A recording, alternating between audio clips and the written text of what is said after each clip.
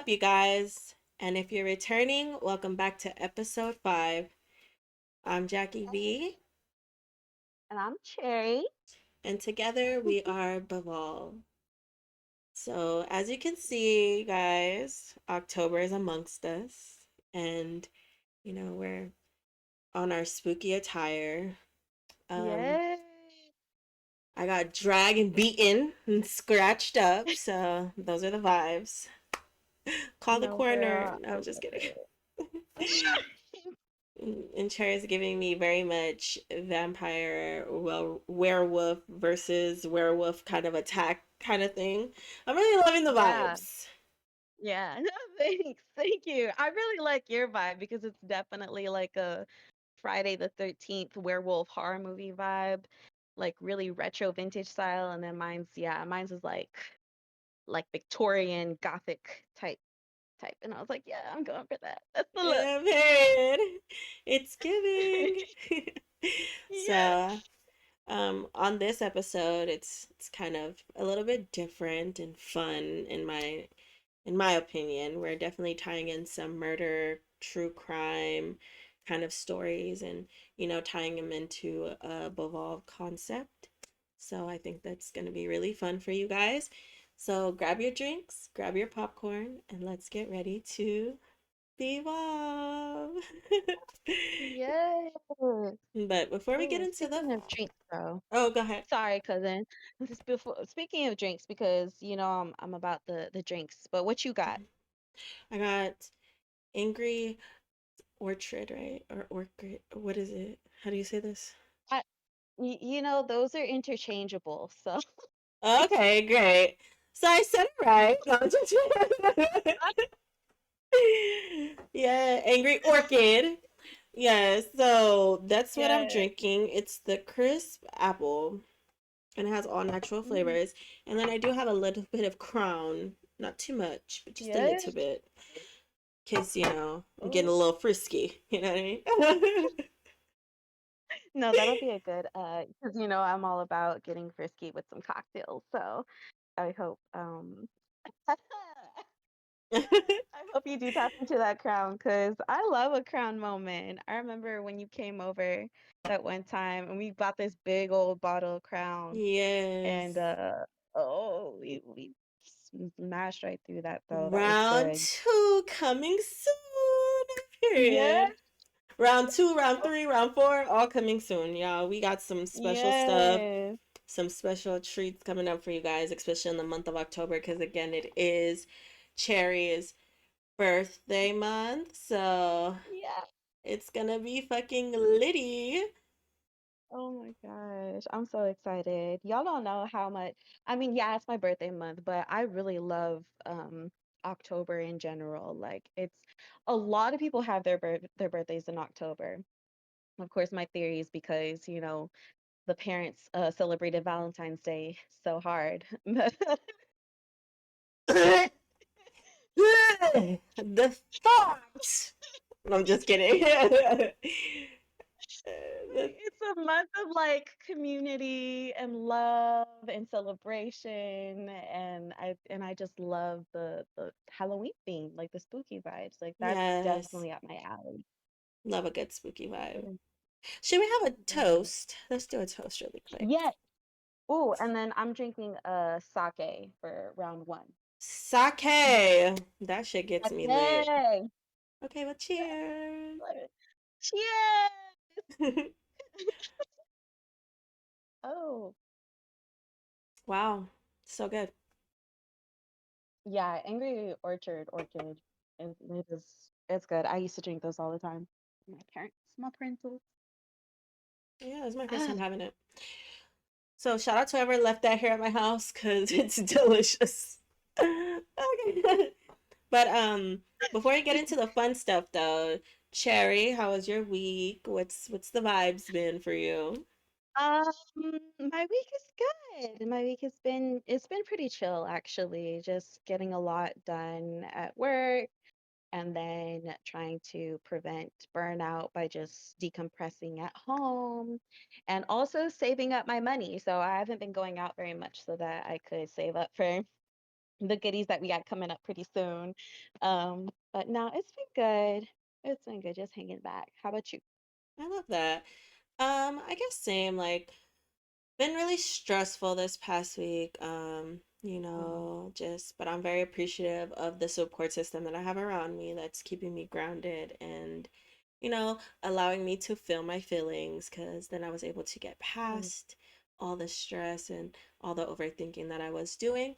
Um, but other than that, I mm. try to be optimistic, but I feel like through those stressful moments, I had a really good week. It's been very like productive.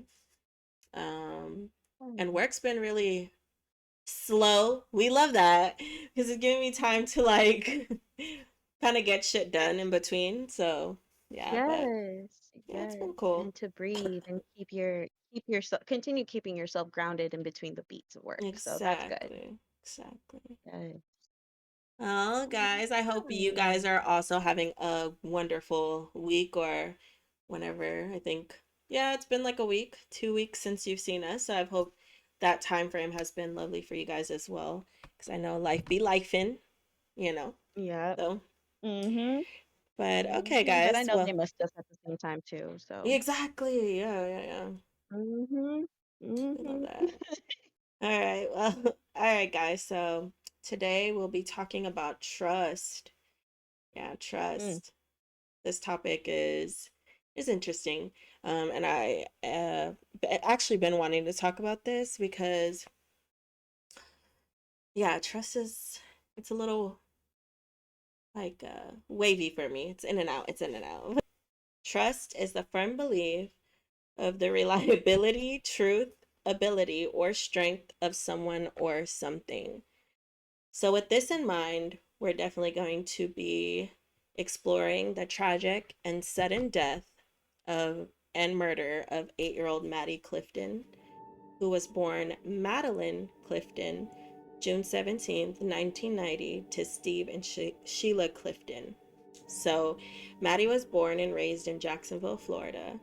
According to her close family and friends, they would describe Maddie as fun, caring, and someone full of life and ready to take on challenges. Maddie came home from school on November 3rd, 1998. That day, it is said that Maddie came home, did some piano practice, changed, and stepped outside to play. Little did Maddie know that today the best parts of her would be taken for granted. Maddie's mother trusted her to go outside and play by herself. 8-year-old Maddie Clifton played outside and came across her neighbor that lived across the street, a 14-year-old Joshua Phillip. And at this time, Joshua and his family were new to the neighborhood, and it is said that the father was very aggressive and abusive. Joshua's father would be very violent towards his wife and son, and it came to light that he would be even more aggressive if Joshua would have friends over to play, especially if he wasn't there, or if any kids played near his house. On November 3rd, 1998, everything would change. Maddie met Joshua outside in his yard as he was playing baseball. She asked him if she could play, and he instantly grew hesitant. Very aware of his father's temper, he got skeptical. However, Joshua ended up saying yes. Since his parents were out, he took the chance to play with Maddie. And according to Joshua, they were having a blast. But he accidentally hit Maddie in the face with a baseball, and in turn, Maddie started to cry. As Maddie cried, Joshua grew scared and concerned that his father would find out he had Maddie over and he was outside playing without permission and without him present.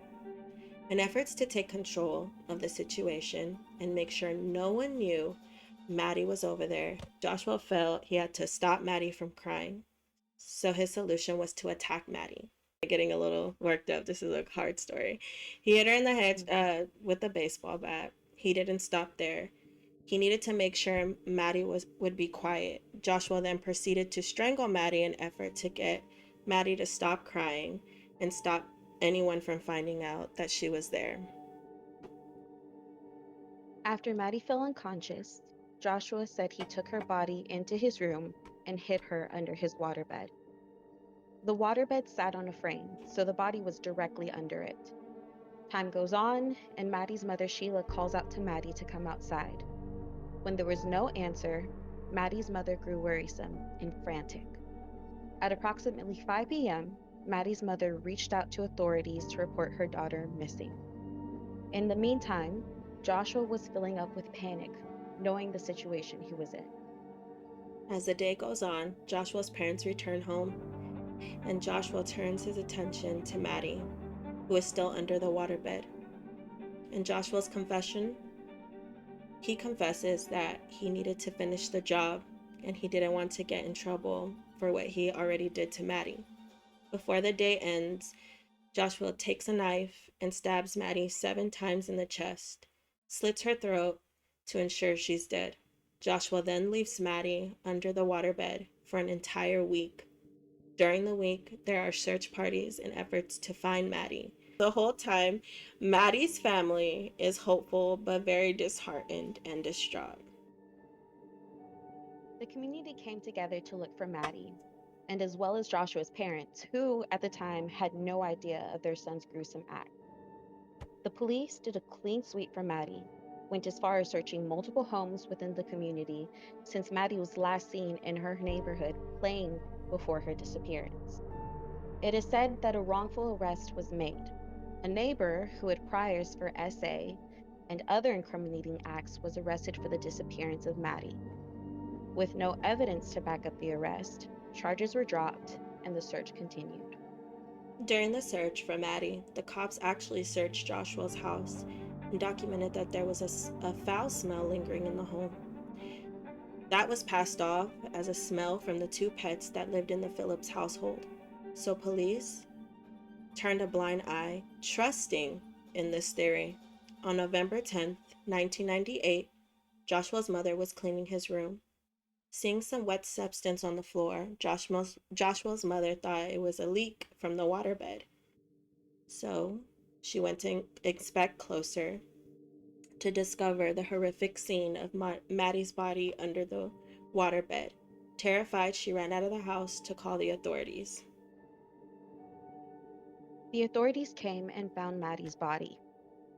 Then the arrest of Joshua Phillips was made. The whole community was stunned, including Maddie's family, who had no idea and were completely blindsided.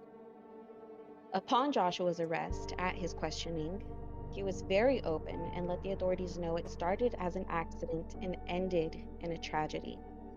He hyper-focused his father's temper and kept reiterating that he just didn't want to get in trouble. Joshua also mentioned that if he could take it all back, he would. Later on, Joshua, who was then at the age of 15 years old, was sentenced to life without parole. Due to Joshua's age at the time the crime was committed, the sentence was later reviewed. However, it was upheld, and Joshua has since then submitted multiple appeals for reconsideration, the latest being in 2020, which has been denied. Thank you. Thank God it's been denied. I think that, Mm-hmm. and so in all honesty, this story was like really, really, really, really sad, and it kind of like tugged at my heartstrings like a lot because I remember when I was younger, my mom, I used to be so mad at my mom.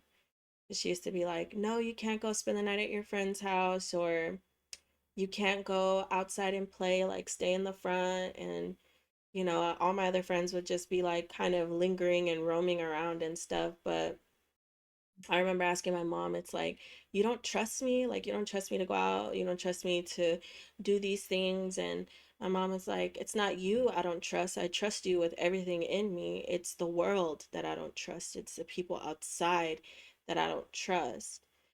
And it never like really came to me in that sense because I was just like, I was just thought like, damn, she just wanted to keep me like restricted, but like that's like a real thing. Like you cannot trust everybody. You can't trust this world. The world is like a cruel place.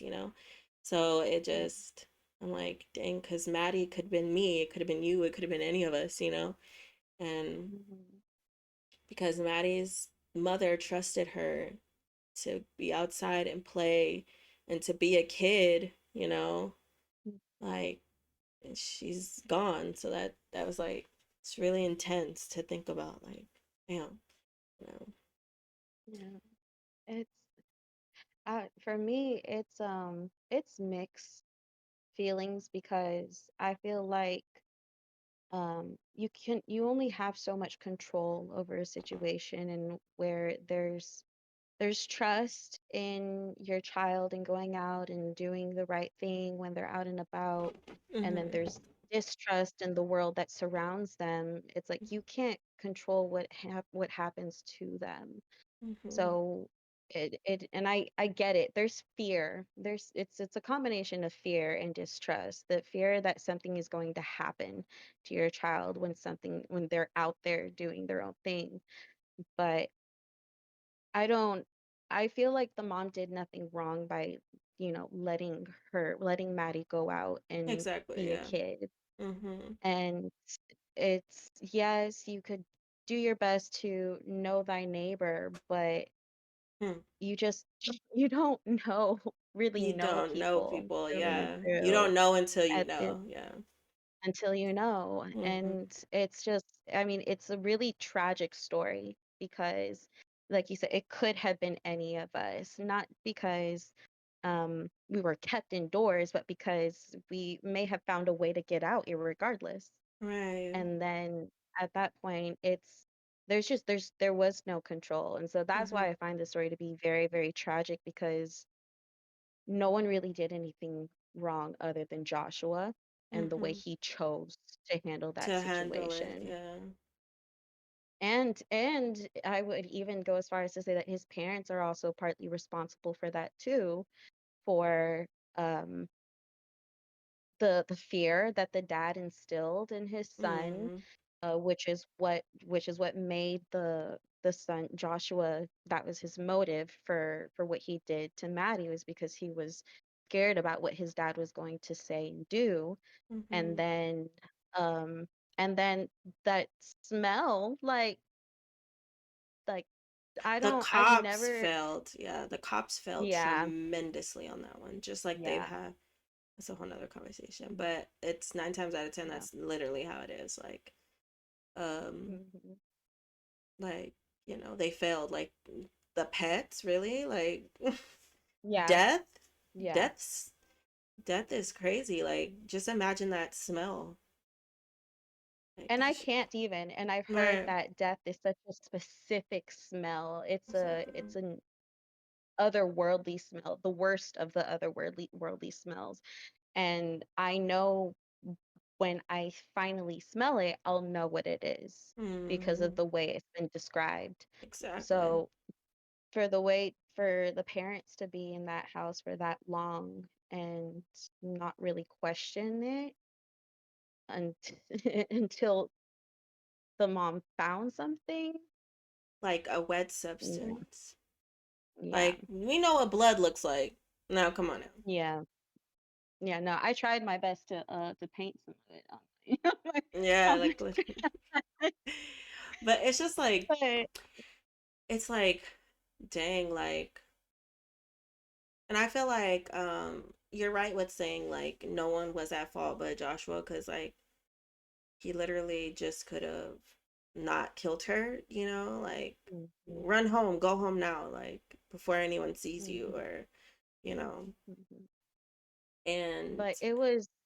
I'm sorry to cut you off. I just mhm. realized where Maddie's mother had trust in her, Josh's parents didn't have trust in him. Yeah, that's And then that's look crazy. at what he did. Exactly. So I don't know, I guess I just feel like um it was a lot of lack of like it was a lot of disrespect towards trust, because like we trust the Mm, police to take care of us and yeah, they couldn't even do their job correctly, like to find the killer, because he was literally like right under their nose, literally, it was yeah, right there. um yeah. like you said, Joshua couldn't trust his parents or didn't even feel comfortable talking to his parents. So that's what he resulted in. And again, like the parents didn't instill that in him for that to be, a space. So I just feel like everybody was just, it was fucked up. That's just so fucked up. It's just so fucked Yeah, up. I really hate that. Um, yeah. yeah. But I feel like even if she had like, even if it wasn't the first time that Maddie had met Joshua, say that they had been playing for a while and they became neighborhood friends, and Mm-hmm. she built up like a good rapport with him or them with each other. Mm-hmm. Like I feel like um there the same outcome probably would have happened Okay. because it just comes back to what's happening at home. Mm-hmm. If there was eventually an accident, then Joshua would still have that same reaction because he knows that his dad is gonna say or do something to him that he's fearful of happening, and Mm-hmm. he doesn't want to face the consequences. So I feel like it's a lot of it's the common theme in this is fear and distrust, Mm-hmm. and it's interesting because fear is actually going to be a topic that we'll discuss in like later videos this Mm-hmm. month. Yeah. But it's just yeah, it's very Do disheartening. you, But did you like? Oh, go I'm ahead. sorry, you go, you Go go. ahead. Go ahead. I was gonna say, did you see like any follow-ups on like Maddie's parents and how they reacted when they found out who was the murderer?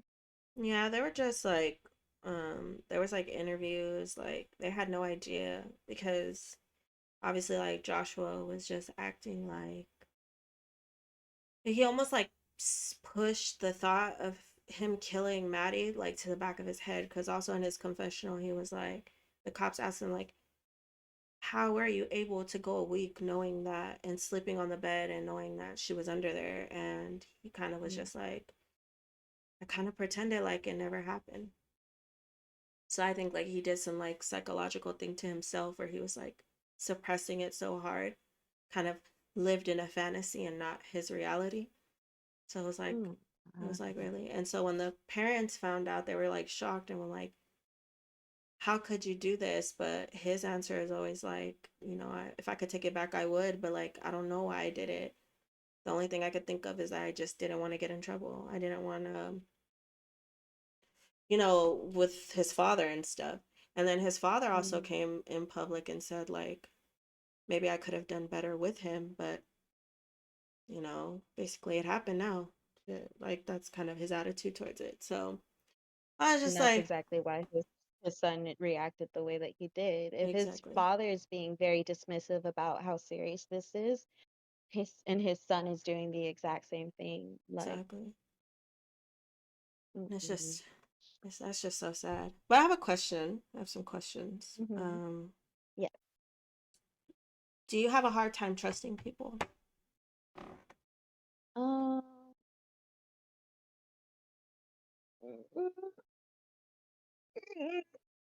yeah, yeah, kind of, sorta. I say kind of, sorta because I act like I don't because I do have a hard time trusting people, but I try not to like show people that I'm distrustful of them Mm-hmm. by opening up as much as possible the first time that I interact with them, and then see how much they're willing to open up to me when they respond. Okay.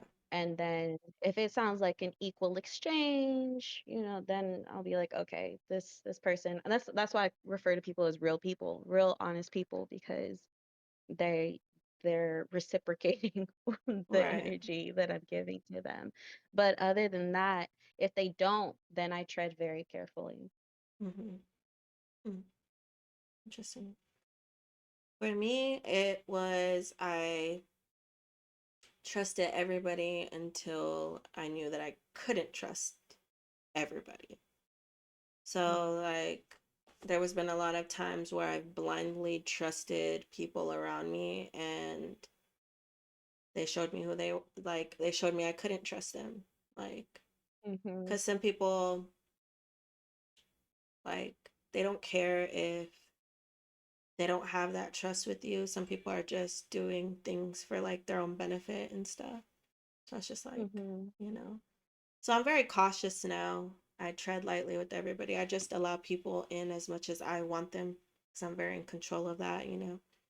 So like I'll Mhm. give them That's right. pieces that I want them to have, but I'm not like vulnerable. It may seem because I'm genuine in my Yeah. exchanges, but I'm not giving you like how I would give it to you or like my mom or Mhm. somebody that like I'll just trust with my life, you know? But like I'll make people feel comfortable because I'm genuine in that. Like you could trust me, but it you have to earn that point where I could give that to you. Like I'm Yeah. trusting you, you know. So it's all like Yeah. a earn conversation I have with that because some people are not genuine and some people can Mm. fake their genuineness towards you and you feel like you could trust them and then that it's all types of fucked up. So, you know, I'm working Yeah. on it though. Yeah. I'm working on it because I feel like I could be more lenient in that, but Mhm. certain situations I just, I would mm, say that I can definitely relate to the whole like going in and having blind trust in somebody and then like learning your lesson mm-hmm, and that's just something you can't do. Like I think I remember time and time again, like whether it was at my job or and with like old friends, I would say I just shouldn't be trusting people as much as I do because I end up getting burned um, in certain situations, mm-hmm, and then that's why I to now I go into um, I go into first time meetings with people like the way I do like. mm-hmm. Uh, don't be obviously apprehensive or just know have as much of an honest engagement as you can with this person and then also following your intuition where necessary if you feel like there's just something about them that you can't totally trust in 100% then um gauge them, ask questions about them, get a feel for them, and then Yeah, I think assess you did if that with in Orlando with Jeannie. I think you did that with her.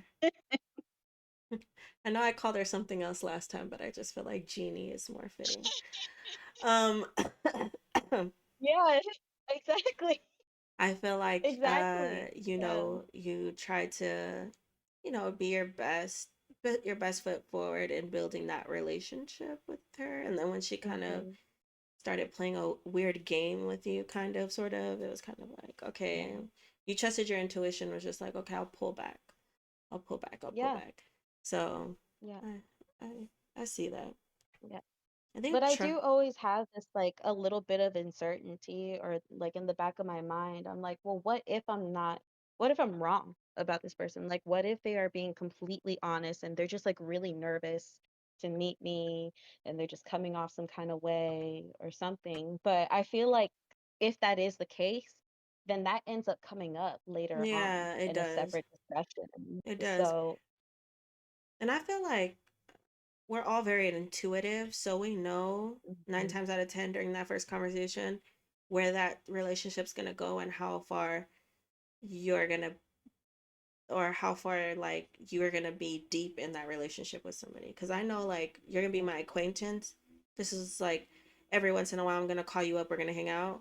Or I know like yeah, this is gonna be my bitch. Like that's gonna blossom, yeah, and I'm gonna trust her. And then like I could see her 5 years down the line because we're all very intuitive beings, and yeah, some of us just choose to tap into that, and some of us choose not to. You know, and some of yeah, us just haven't exercised that ability as much as others, you know. So I just really feel like that's another thing of like getting to know yourself and listening to your mhm, body because your body is going to tell you everything. When you're scared, when you're in fear, when you know something's wrong, when you can't trust somebody, your body is very reactive to the Yeah, space and the situations that you're in.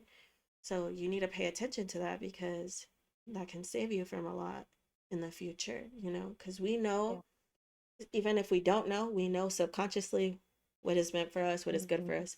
So I feel like it's just, That's right. Yeah. And the signs will be very um like I'm pretty sure people are thinking like, oh, is a voice gonna come into your head and be like, don't trust this person, don't trust this person. Like, no, it could be physical ailments. Like you could get literally sick around a certain person. You yeah. could feel like you want to throw up, or you get a bad headache, or Hmm.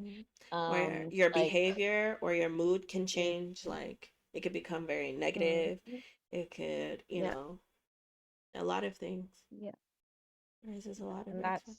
that's why like I love that you hit on that though, because it's something that I'm writing on for like other video Hmm. discussions and like the power of the mind and stuff.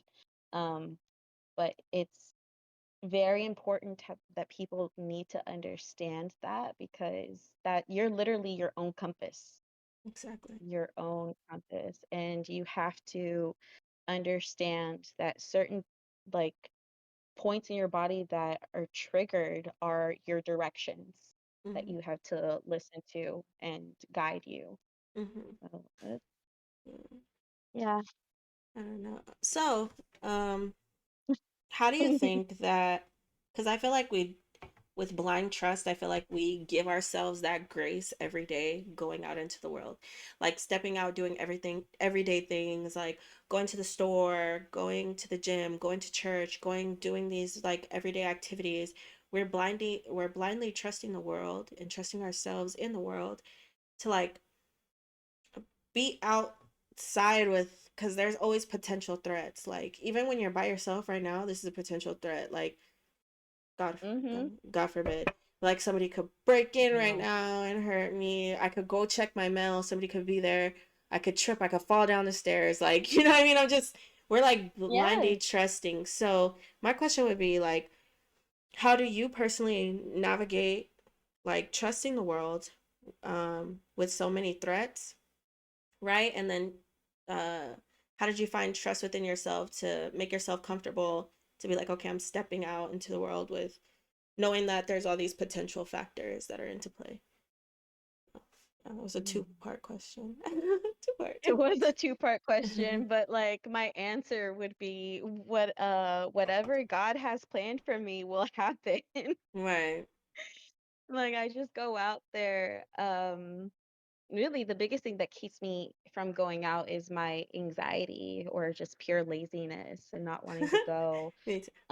But but the anxiety isn't triggered from like the fear of what could happen. It's just from like, oh, if I have to take an Uber ride, I gotta tell the Uber driver, oh, when we turn here, you got to be on the far right side of the street, and I don't want to like mess with any of that. I don't have the energy for that or something. So that's what keeps me inside. But other than that, like I don't think about the person who might be following me home, or I don't think about the accident that this bus could Get that into that it. I Yeah. the get into. I do the most that I can to take care of myself. So I wherever I go, I carry this knife that I got from one of my friends, and I also carry pepper spray with me, and I just have it like locked and loaded up in my hand whenever I'm walking out and about on my own. And then as far as like the car crash thing, I just pray. I pray a lot to these days to my angels, to my God, to the Virgin Mary, and I'm just like, please take care of me. Whatever happens, happens. So Yeah. I'm gonna live my life and just do the most that I can while I'm still living it. Hashtag YOLO. But Right. that's what it Man, is. I love that answer. I guess like for me, I guess I'm like I have like precautions, I guess in a sense, Mm, because short story time or whatever. When I was in high school, I yeah. remember, it was high school, yeah, like freshman year. I used to get dropped off in the corner of the street, and I used to have to walk down this long ass street and then to get to my house or whatever. But it was like on a main road. It would be considered a main road, right? So a lot of traffic back and forth. But I remember this one time I'm walking down the street and I noticed this, and I still remember so vividly. It was like this pickup truck. It was like all decked out. It was like orange and sparkly. So it's very noticeable. It stands out. But like going towards my mom's house, across the street there was a cemetery, or not a cemetery, a morgue type thing. So like the truck used to sit there every day, and like I would notice it because I've been very visual of like my surroundings ever since I was little. And so I looked Mhm. over to my right, and I would see it every day. I would see it every day. I would see it every day. And like my intuition was telling me there's something wrong with this truck. It's watching you. Somebody's watching you. Somebody's watching you. But I would like tell my mom, I would tell my brothers and stuff, and they'd be like, that truck is always sitting there. I think it's just a truck that parks there. Somebody who works there. Like, don't worry about it. I'm like, no, like, So one day I actually drove home, and the car, like, I'm walking this way, and the car's coming this way, and the car goes and it stops like right here, or like right in behind me, and then the dude rolls down the window and was like, come here or something. And I just remember like my heart like stopping, and I looked at him, and then he starts to get out, and I noticed like he had like, I don't know if it was a gun or something, but he kind of went like this and pulled something out. So I just dropped Oh, I dropped my book bag, I dropped everything, and I just started running. I started taking off. I was running down the street, and then I heard the car peel off. It was like, and like it turns right, and I'm like, oh my god, fuck, please, like. So I started running fast, like I'm running as fast as I can, and I got asthma, bitch. I'm like over here, like, please make it to the house, please oh make it to the house. no. So like I'm running, I'm taking out, do, and then I just see him come out through the one way and coming back down. Like, so he went around in a circle and he came back down, and he was like right there.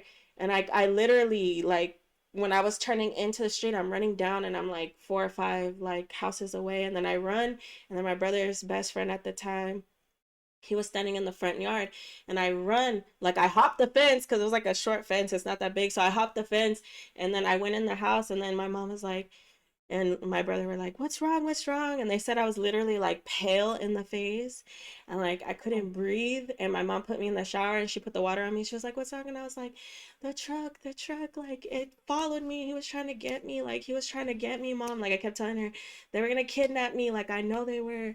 And then I guess at the time, like when my mom was taking care of me, my brother and his best friend like went, and they said that they saw the truck drive down our street. Like they witnessed the truck drive down our mm-hmm. street. And so like ever since then they like pick me up at the thing. But I think after that experience, like when I go out every time, there's always that in the back of my head, like, bitch, like you have to be on your 10 toes. Like that's why when I go out places, I'm usually quiet. I'm in the back, like I'm looking at everybody. I'm doing this, and some people wonder why I'm like that. Not because I want to be like introverted, but I feel like those type of situational things have happened where I'm Yeah, like, yeah. bitch, I can't trust Being none of vigilant. y'all. Yeah, I'm like, bitch, I can't trust none of y'all right now. Like, you could get me at any moment. I gotta be in my P's and Q's. That's why, you know, my precautionaries I carry, I'm always strapped. Like, I got my license to carry. As soon as I was old enough to get a gun, I got a gun. Because if it's gonna be me or you, it's gonna be you every time. Like, I'm not gonna play, like, with my life. So I feel like I'm just very, like, wary, and I just understand more so than not, like, that there are like really big threats out there. And so I try to live my life to the fullest, but I'm also very cautious. Like cautious. Like Yeah, I have to be yeah. cautious. So I think you're an angel from that aspect because it's like you're a form of protection for those that you love and that you surround, and including yourself. Because Lord knows I want to get a self-defense class, but have I even tried? No, I just leave it all up to the universe. yeah. And while I haven't had that kind of experience before, like I've had situations where it's like, why do I answer the way that I do still, even then, Yeah. especially compared to that. So I don't know. Maybe I just don't You're a free care. spirit. Yeah, no, like you're like, I feel like in that sense you are more of a free spirit. Cause like you just like what's meant for you will be meant for you, and even in that sense, like if you go out, this is something you're choosing to do. You're just out there living. Yeah. Me, it's like, bitch, I be scared.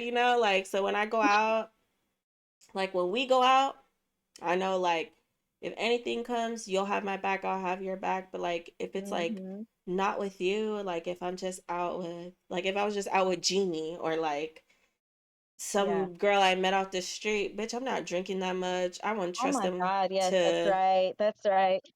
like, bitch, I'm like, because Mm-hmm. I know if something goes down right now, bitch, you're not fighting with me. I'm like, bitch, I have to shoot everybody in here. Like, I don't, like, I can't trust you. So it's just like, it's different, No, but. you're so right about that. Like, I won't like get into like the details of the weekend out there for your birthday, but Mm-hmm. yeah, when Jeannie was trying to put us on something, and I was like, I'm not picking up what you're dropping, and my Exactly. my my goal at that moment was to just to get us away from what was happening, and I was like, no, let me, because I know they say they didn't want just Mama Cherry to come Right. out, but like I'm literally starting to get really protective because of what I see is happening. Yeah, So because even though I was like, because as you see, the alcohol didn't hit me till we got back to the place, but me and you were like on the same vibration the whole time. I kept leaning in, like, are you feeling this? Like, are you seeing this? Like, am I tripping right now? I'm not fucking. And we're both looking at each other like, nah, we're not fucking with this shit. We're not fucking with this. Because that's us, though. Like, even the last time for spring break when we were in Orlando, we were yes, both pretty buzzed, and then when stuff started happening, it's like we were like bitch, we were sober, bitch, like we had nothing to drink, like we were so sober. It's like damn, like bitch, I didn't drink that last can of the coconut beer, and right, like what, that shit was crazy, like we sobered up so quick, like it was sick. mhm, mhm. So guys, No, that's also, yeah, oh that's sorry, I didn't that's mean good to about cut it. you up, but also you No, you're guys, good. like the question. So, do we want to Oh, know? So do you have a hard time trusting people? You heard our experiences and what our thoughts on it are. We want to hear your thoughts because maybe if you comment, it can open up somebody to that perspective of why you do trust people or why you don't. Maybe it'll give somebody, closure or like confirmation of how they navigate their trust in life. And then how do you navigate the world knowing that there's so many threats? So, how do you give yourself a peace of mind stepping out into this world knowing that any type of situation could happen? And yeah. so, we want to hear from you guys. Yeah. Yes, yes, definitely, definitely broaden our perspectives on it because I feel like, at least from me, like my point of view on trust is just so narrow. Mm-hmm. Um, 'Cause I'm a very vulnerable person too, I Yeah. believe. Mm-hmm. So, You wear your heart on your sleeve. yeah, I love that yeah. about you, But, though. thank you Mm-hmm. so much. Thank you. And I love you and the way you go into situations, trusting people too, because it is very, like it, I don't know, to me, the way I express it, it sounds like free spirit, but when I hear myself, I hear somebody who doesn't care about their being alive. Mm-hmm. Like, I'm more interested in living, yes, but how am I taking care of my life? Like, Right. otherwise, so I'm not. 'Cause I'm just leaving it in God's hands. So I know I didn't talk to you about this, but I do have a game.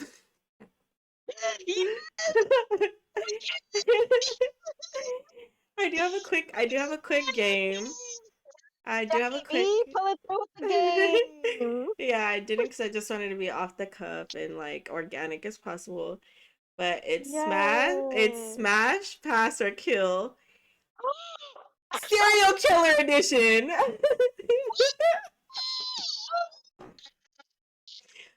So smash, pass, or kill, serial killer edition. And so Yay. since I sprung this on you, I will go first. Okay. Okay. So your three options are smash. Okay, no, we're gonna do smash, marry, kill. Okay, so we're gonna do smash, marry, kill.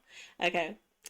So it's going to be okay, so Jason, the Texas Chainsaw Massacre Leatherface, and Okay. um what's a good one? What's a good one? Chucky. Oh my god. Okay. Okay. Okay. I guess, right? I guess which ones I would smash, Smash, marry, marry, or kill. Yeah. okay. So I would kill. I would kill the Leatherface. I would kill Leatherface just straight up like that chainsaw ain't it for me. Or the skin that he wears. Um. I would. Oh my god, this next one is really hard. That's kind of weird. I would probably smash uh Freddy. We said Freddy Krueger, right? Jason. Was one of the options. Oh, we said Jason. Why did I think Freddy Krueger when you said Jason? Okay, I would smash. Oh wait, And then it I was would smash. No, Jason. I would smash Jason, Good and smash then I would Jason. marry Chucky. Okay, that's good. That's good. Okay, that's good. That's good. That's good. Okay, cute. Okay, your turn. Oh my God. Okay, so because I was thinking about him, definitely Freddy Krueger in there. Uh, Freddy Krueger, or have you seen the Babadook? Yeah. Okay, the Babadook guy, uh, or the Headless Horseman. Uh, okay, so I would marry Jason because that's Bay. I mean Freddy because that's Bay. I'm sorry. Jason's Bay too. Freddy because he's Yeah. Bay. Like, bitch, I only get to see him in my nightmares. Go off. Um it's like not too much attachment there. I only see him when I go to sleep. Um and then so I'd marry Freddy. I guess smash the headless horseman and kill off the Babadook guy. Okay, okay. Okay, yeah, that makes complete and total sense. I would probably do the Okay. same thing. Okay. Okay, and one But more.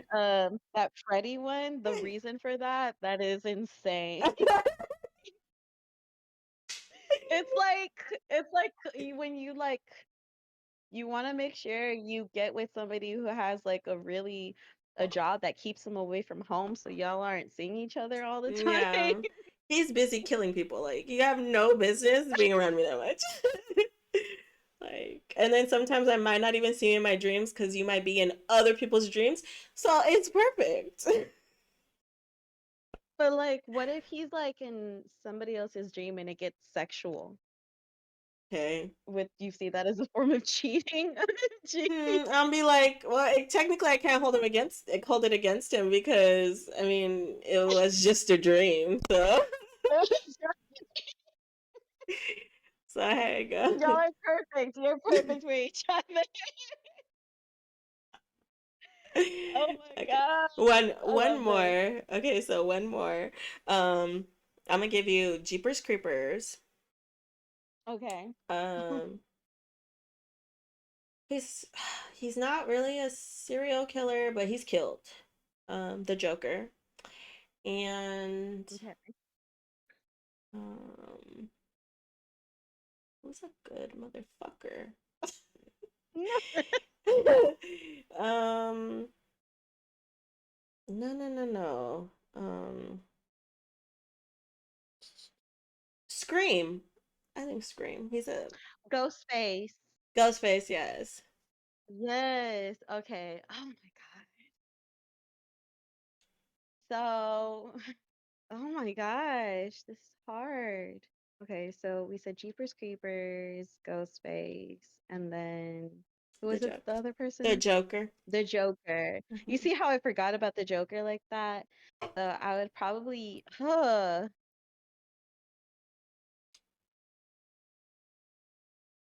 would probably smash the Joker.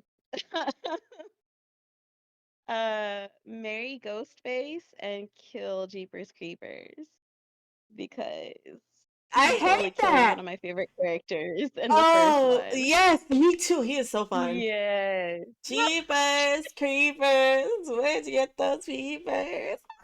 I love Jeepers Creepers. I'm sorry, but I had to take that man down.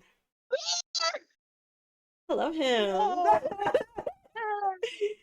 Even the tongue out of the face scene, like when he grabbed that Oh white woman's head. yes. You didn't He could get it. He could get it. He could get just with that cloak on. It's the hat and the boots and the cloak. Cause from afar, we just put a bag on his head, but from afar, he could get it.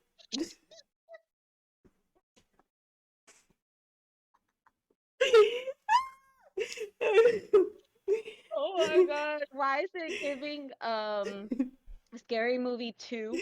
Oh Like yeah. Oh my gosh, oh man. my goodness.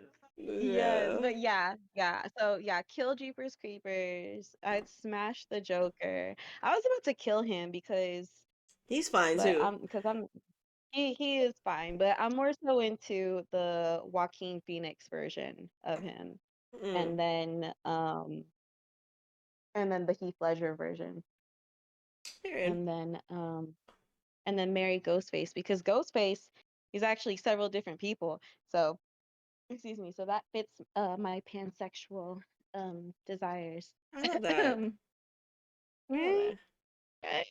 Okay, one more for me. Oh, okay.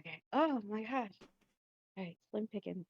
Uh, so let's say um Frankenstein, um Slenderman, or Dracula. Dracula. Hmm. Okay. Slenderman. Who'd you say? Slenderman, Dracula, And Frankenstein. Frankenstein. Mhm. I have to automatically kill Slenderman because I don't fuck with Yeah. skinny niggas. It's not my vibe, you know? Not really my cup of tea. He's You like know what I mean? he's really tall. The height doesn't compensate for the No, he's slender. I like me like have a little dad bod, a little muscle to you, something. You gotta just a stick. The fuck? Woo. Okay, and then I'm going to let I'm going to marry Dracula and I'm gonna let um oh Smash boy, Frankenstein. smash him down. Uh, And his moans might be something crazy. He might be like, I don't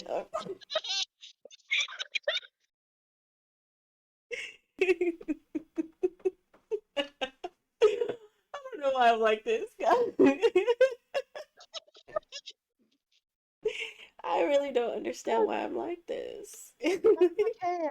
I can see that. I can definitely see that. Yeah. Yeah. But yeah, that's interesting. I think I would have married Frankenstein and smashed Dracula. It's just because my man Dracula will live forever, and then he can bite me, and then I can live forever, and we can live forever, and have all these vampire babies, and like go around That's just. true. That's true. The Gary Oldman Dracula, the one with Winona Ryder in it, and Keanu Mm-hmm. Reeves. Yes. That mm. Yes. Yeah. that's that's the Dracula Yes. that I would probably marry. Yeah. Period. I Oh my will eat God. you, I will suck your blood. I'm like, yes, baby, you do it right here. Right here, I got a neck for you. Stuck away, motherfucker. Oh my Oh gosh. But yeah. you're not gonna be the only wife though. Are you okay with that? Fuck him. When he's dealing with me,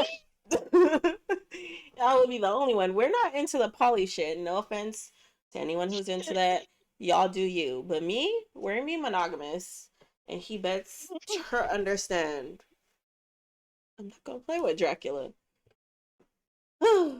But all right, I feel guys. like I feel like he would listen to you. He would Yeah, say, he would because he would have no choice. hmm He had no choices at all. But but you guys also we would for all the ladies or men or all of you, if you heard this smash or pass, drop below your answers. I'm really curious to yes, know what your uh smash, kill, or marry vibes are like. So, yes. but See if all right, anybody's as weird as we are. right. Yeah, that was pretty fun. Anyways, anywho, Sure was. I love you so so much for coming up with this game because I was yes. like, oh, yay. Yes. But okay, y'all. So that will be the end or the conclusion of this episode, and I hope you guys truly enjoyed it. I know we did enjoy talking about trust with you all. Um, but just remember, no matter if you're evolving with trust, evolving through your fears, or evolving in life, we're all in this to be evolved together. For real. For all right, bye. Bye.